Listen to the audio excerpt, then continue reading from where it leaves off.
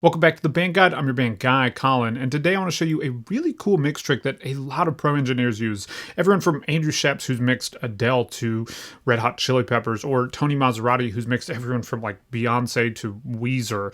They both, and many other pro engineers, use this same kind of parallel processing that can add a whole lot of weight to your mix and just make your mix feel bigger and fuller. And I think we can agree that for most of us, that's something that we want in our mixes. Now, the concept behind this approach is functionally parallel processing on your entire mix. This is something Andrew Scheps calls the rear bus technique. And the idea is that you over compress more or less your entire mix. There's one key thing that we need to leave out, and we'll look at that in just one second, but nearly your entire mix. And then you mix that in under your more dynamic full mix of your song. So you have a dynamic song that's all over the place a little bit, and then you mix in this parallel over compressed signal and just adds weight and body to the entire mix. And there's some really fun things you can do, like Tony Maserati does, that we'll look at in this video as well, that can add even more width to your mix. So let's go and get into it. But before we do, I want to stress that this is a really cool trick that can help, but ultimately, if you haven't focused on the fundamentals first, your mix is never going to sound great. So I want to give you something to help with that. I've put together a 6-step checklist to a pro mix that just walks through the same 6 steps that all professional mixes have and how you can do them inside whatever DAW is that you're mixing. It's completely free from link in the description below, so be sure to pick it up. It's really going to help you out. It's already helped out thousands of people, so I really want to make sure you have it completely free from link in the description below. Let's go and get into today's video where we're looking at this really cool rear bus mix technique.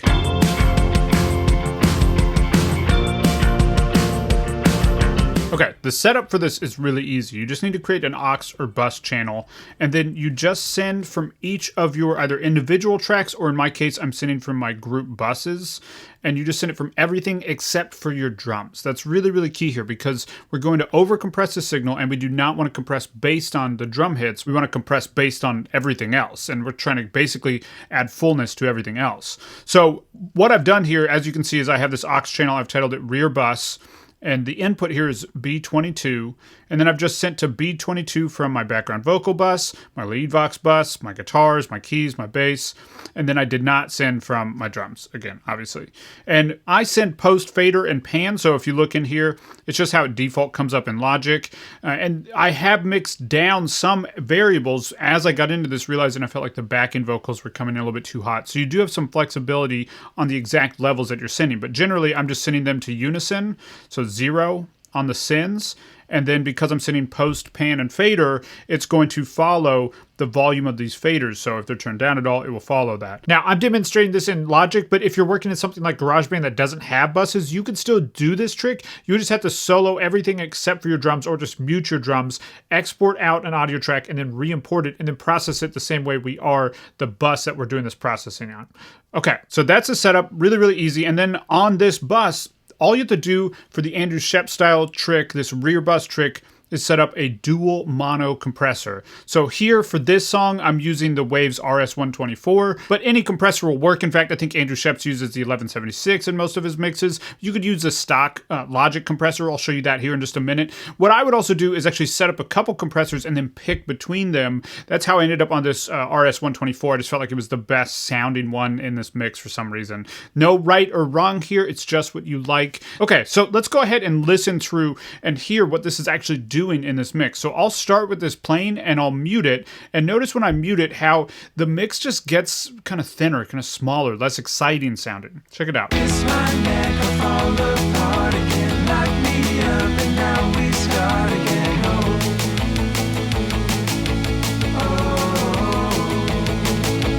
kiss my neck, I fall apart again, knock me up, and now we start again.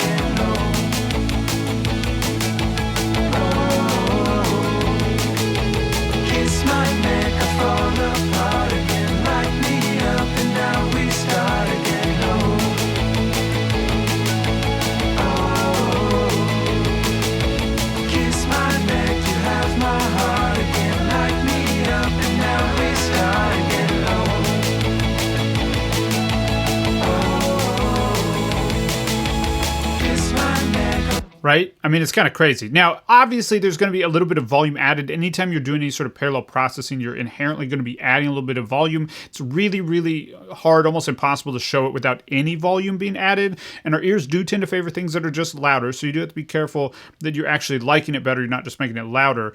But there's just an energy that comes with it as well. It's not just like I'm just turning up my volume knob here. I'm actually adding some energy into the track by adding in this parallel rear bus overcompressed signal. But we could take it even a step further, and this is like a Tony Maserati trick that I picked up a while ago, which is to add a stereo widener to this track. I don't really like stereo wideners on my main mix bus, but this is pretty cool because it's stereo widened but mixed in parallel underneath the track. So here I'm using the Brainworks V3, but all I'm really doing here is this one knob. I'm up to 138%. You could also do this with stock plugins. I'll show you that here in just a second, but this is just going to give us a little bit of extra width on this track. So it's going to be most noticeable if we listen to this in solo. So let's actually just solo this here for a second, and I'll flip this on, and notice how really the guitars in particular just kind of jump out and feel a little bit wider. Check it out.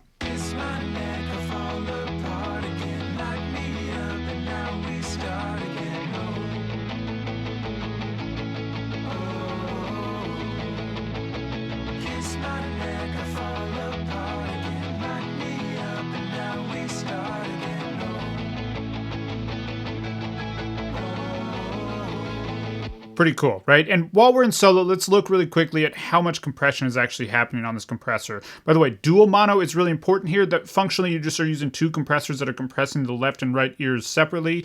In Logic, I just put it in dual mono and then hit couple. And then any settings that I change will be identical between the left and right ears. So here, check out the compression. And I'm doing 17 decibels of gain reduction here. And there's probably a little bit of volume being added by this compressor, it definitely is.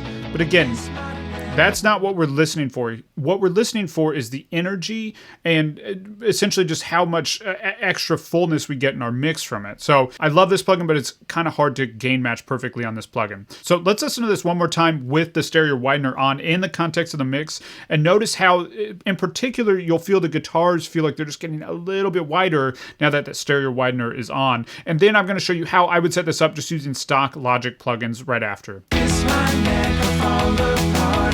Light me up and now we start again.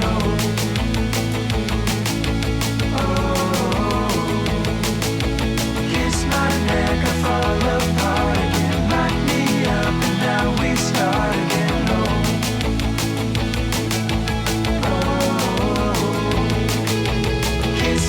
All right, so I've set up a second bus here that we're going to use for our stock plugins. I'm going to mute the original one. And the first thing you need to pull up is a compressor plugin, just a stock Logic compressor, but be sure you select dual mono.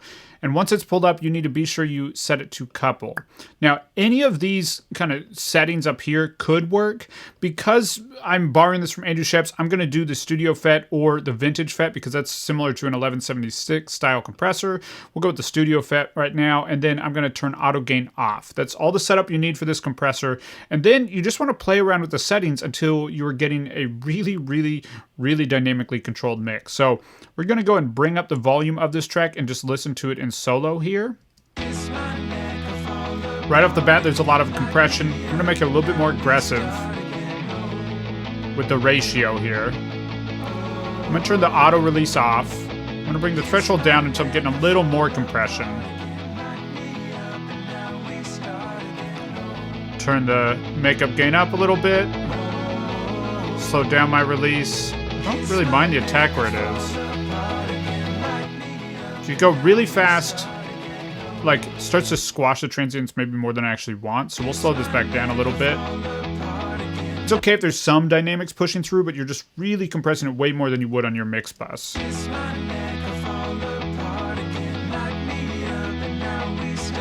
So around there feels good. When the guitar, like the percussiveness of that guitar is still cutting through, that's what I'm listening for personally in this mix.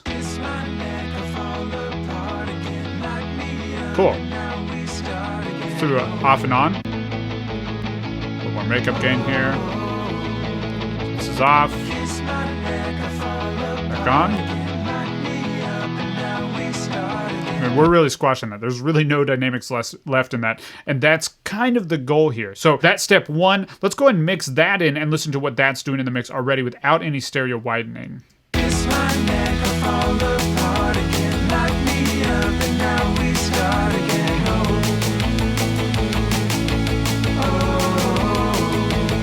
Turn it off. Kiss my neck, I fall apart again. Light me Back up on. and now we start again.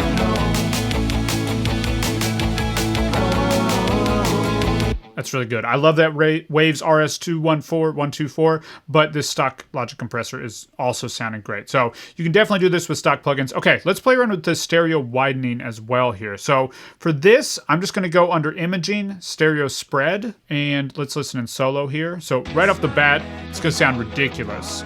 The key to me is taking away anything set in the low end. So I just set this low end down to 0. And then I also use this high frequency or lower frequency to cut up to anywhere, 100 hertz and above. So I'm really just focusing on kind of the mids and high frequencies with the stereo spread. I also like to reduce the order so it's just a little bit subtler. And then I bring the actual amount down quite a bit.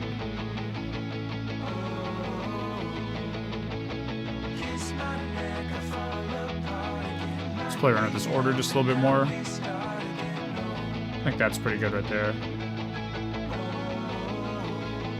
So that's a good amount wider without being super weird like it was right when you brought it on, right? Okay, so now that that's on again, let's go ahead and listen to this in the context of the mix, and then when I turn it off, notice how the width of the guitars, the fullness, it all just kind of drops down. The energy lessens, and the fullness and width that you get with this on just kind of disappears. Check it out one last time. Kiss my neck, I fall apart again. Light me up and now we start again.